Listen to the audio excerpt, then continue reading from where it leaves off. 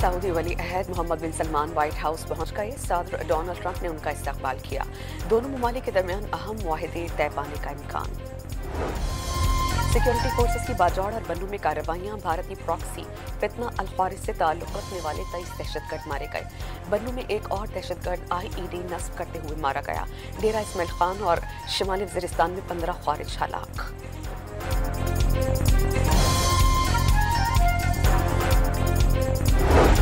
वज़ीर-ए-आज़म शहबाज शरीफ से अमरीकी सिख बरादरी की तंजीम के सदर जसदीप सिंह की मुलाकात। पाकिस्तान में आने वाले सिख यात्रियों को हर मुमकिन सहूलियत फराहम करने के लिए कोशिशें। वज़ीर-ए-आज़म की गुफ्तगू।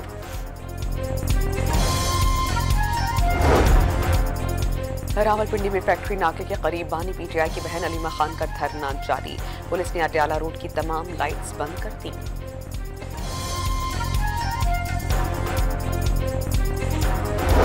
और सहमुल्की सीरीज में पाकिस्तान का फातिहाना आगाज। जिम्बाब्वे को 5 विकेटों से शिकस्त।